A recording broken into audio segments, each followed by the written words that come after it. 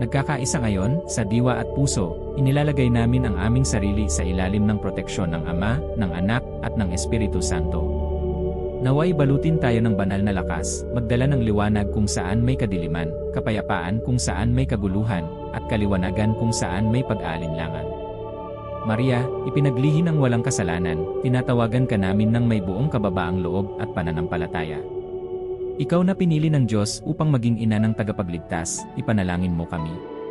Tingnan mo ang aming mga buhay, ang aming mga pakikibaka at kahirapan, ang mga sandali ng aming panghihina ng loob. Maria, alagaan mo ang bawat kaisipang iniaangat namin sa langit, ang bawat dalamhating dinadala namin sa iyong altar. Naway ang iyong biyaya ay bumaba bilang balsamo para sa aming mga kaluluwa. Pinakabanal na ina, tapat na tagapamagitan, kunin mo ang aming mga alalahanin sa iyong mga kamay at iharap ito sa Ama. Naway gabayan kami ng iyong mga yapak, ang iyong tinig ang magbigay inspirasyon, at ang iyong pusong puno ng awa ang magpakupkop sa amin. Sa pamamagitan mo, naniniwala kaming ang mga pader ay guguho, ang mga nakasarang pintuan ay magbubukas, at ang mga pusong matigas ay maaantig. Sa ilalim ng iyong proteksyon, Maria, lubos naming iniaalay ang aming sarili, naniniwala na sa iyo, walang imposible. Kaya't patuloy naming binibigkas ang panalangin, upang higit naming maunawaan ang iyong papel sa aming mga buhay. Maria, ina na hindi kailanman lumilimot, ikaw ang nagbubukas ng mga daan, pintuan, at puso. Kung saan tila nawala na ang lahat, iniaabot mo ang iyong kamay at itinuturo sa amin ang isang bagong direksyon. Ikaw ang matibay na gabay na nag-akay sa iyong mga anak sa pinakamahirap na landas, ginagawang aral ang mga pagkakamali at ginagawang pagkakataon ang mga hadlang. O, mahabaging ina, ang iyong papel ay proteksyon na walang patid, tahimik na pangangalaga, ngunit palaging naroroon sa bawat hakbang na aming tinatahak. Kapag kami nawawalan ng lakas at ang mga salungat na hangin ay tila binubuwal kami, sa iyo kami nakakahanap ng sandigan. Ikaw ang tagapamagitan na namamagitan para sa amin sa harap ng trono ng kataas-taasan, dinadala ang aming mga panalangin, luha, at pinakamalalalim na hangarin. Maria, ikaw ang tagapaglutas ng mga suliraning hindi namin kayang lutasin. Ang iyong karunungan ay lampas sa aming mga hangganan, at ang iyong pagtitiyaga ay nagtuturo sa amin na maghintay sa panahon ng Diyos. Kapag ang mga pasanin sa mundo ay nagiging masyadong mabigat upang pasanin, alam naming sa iyong kandungan ay makakatagpo kami ng pahinga. Turuan mo kaming magtiwala sa iyong paggabay, sundan ang iyong mga yapak ng may pananampalataya, at huwag matakot, sapagkat kasama ka, mahal naming ina, kami ligtas. At sa ganitong paraan kami nagpapatuloy, mas lalong sinasapuso ang iyong pagkilos, ang mga gawain iyong ginagawa sa amin at sa pamamagitan namin, Maria. Patuloy naming pinagninilayan ang iyong nakakabago at mapagpagaling na gawa na nagpapatahimik, nagpapagaling at nag-aayos. Maria, ina na kumikilos sa katahimikan at kapangyarihan, ikaw ang banal na kamay na nagpapatahimik sa mga naguguluhang puso, nagpapakalma sa mga bagyo ng kaluluwa, at ginagawang binhi ng pag-asa ang bawat luha. Sa iyong presensya, nawawala ang lakas ng lahat ng nagpapahirap sa amin, sapagkat ikaw, sa iyong walang hanggang pagmamahal, ang nagdadala ng aming mga pasanin at umaakay sa amin tungo sa kapayapaan. Ikaw, Maria, ang tumatapos sa mga galit na malalim na nakaugat, naglulusaw ng mga hinanakit na sumusunog sa amin, at nagwawaksi ng mga sama ng loob na dinadala namin bilang mga di nakikitang tanikala. Sa iyong pangalan, nawawalan ng bisa ang mga sumpa, at ang mga espiritual na gapos na nagbibigkis sa amin sa nakaraan ay nababali. O, makapangyarihang ina, ang iyong pagkilos ay nagdudulot ng kalayaan, nagbibigay buhay at panibagong simula. Kapag humaharap kami sa mga pagsubok na tila hindi malalampasan, ikaw ang lakas na nagpapasan sa amin. Kapag dumalaw ang kalungkutan, ikaw ang kaaliwang yumayakap sa amin. Kapag nadadala kami ng tukso, ikaw ang bumabangon sa amin. At kapag kami naliligaw, ikaw ang nakakahanap sa amin, tulad ng isang ina na hindi kailanman sumusuko sa kanyang mga anak. Maria, tulungan mo kaming malampasan ang mga pagkakasadlak sa mundong ito, talunin ang mga panloob na laban, at gawing kalakasan ang aming mga kahinaan. Sa iyo, natatagpuan namin ang kanlungan at tapang, at sa iyong tahimik ngunit mapagpasyang pagkilos, inilalagay namin ang aming tiwala. Ngayon, Maria, aming pinagninilayan ang iyong maingat at mapag-alagang papel, kinikilala ang iyong diwa bilang ina at tagapangalaga, ang siyang nagbabantay sa mga detalye at umaakay sa iyong mga anak ng may katiwasayan. Sa iyo, lumalago ang aming tiwala at tumitibay ang aming mga hakbang.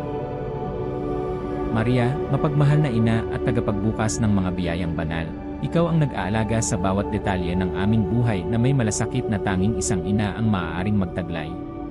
Kapag ang aming mga hakbang ay nanghihina at ang aming mga landas ay nagdidilim, ikaw ang nagpoprotekta sa amin, ang nagbubukas ng mga pintuang hindi kayang buksan ng iba at nagsasara ng mga pintuang maaaring magdala sa amin sa kapahamakan.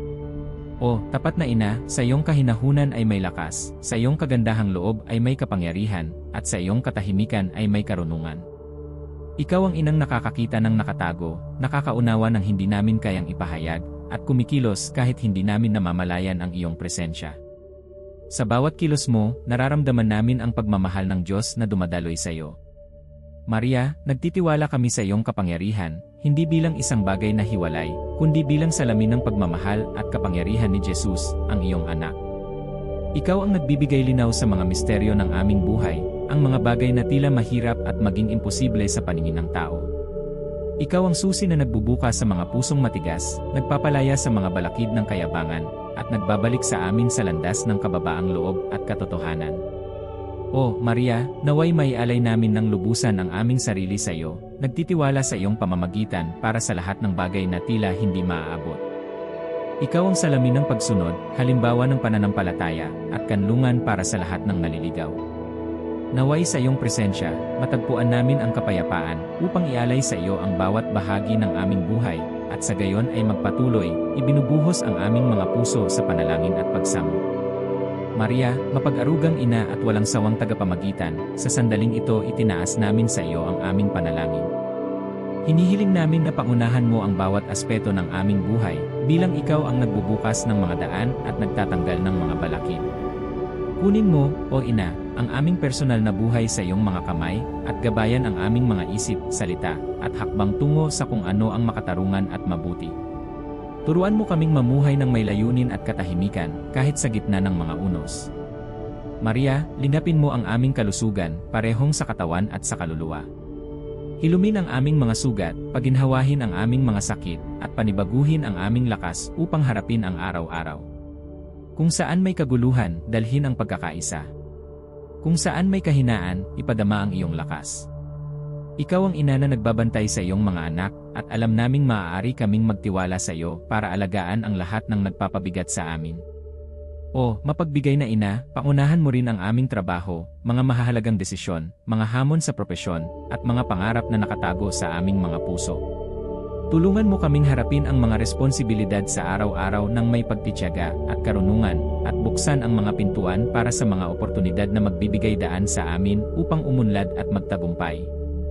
Maria, inilalagay namin sa iyong mga kamay ang aming pananalapi. Kung saan may kakulangan, hinihiling namin ang iyong kalinga. Kung saan may pag-aalala, hinihiling namin ang iyong kapayapaan. Gabayan mo kami na gamitin ng may katalinuhan ang mga biyayang natatanggap namin at hanapin ang isang buhay na puno ng kahulugan, higit pa sa material na bagay. Alagaan mo ang aming pamilya, mahal naming ina. Pakalmahin ang mga alitan, patatagin ang ugnayan, at punuin ang aming mga tahanan ng iyong mapagmahal na presensya. Protektahan ang bawat miyembro ng aming pamilya at turuan kaming maging instrumento ng kapayapaan para sa isa't isa. Maria, paunahan mo rin ang aming pananampalataya. Panumbalikin ang mga bagay na nanghihina, palakasin ang aming tiwala sa Diyos, at buhayin muli sa amin ang mingas ng banal na pag-ibig. Para sa mga imposibleng sitwasyong aming hinaharap, naniniwala kaming ang iyong pamamagitan ay makapangyarihan. At sa gayon, ipinagkakatiwala namin ang lahat sa iyo. O, ina, maghari ka sa aming kapayapaan, ang kapayapaang hindi kayang ibigay ng mundo, ngunit natatagpuan namin sa iyong presensya. Punuin mo ang aming puso ng tapang at tiwala, habang ipinagpapatuloy namin ang pag-uusap na ito sa iyo, ibinubukas ang aming mga kaluluwa upang ilahad ang aming mga alalahanin at ipagkaloob ang lahat sa iyong mapagkalingang puso.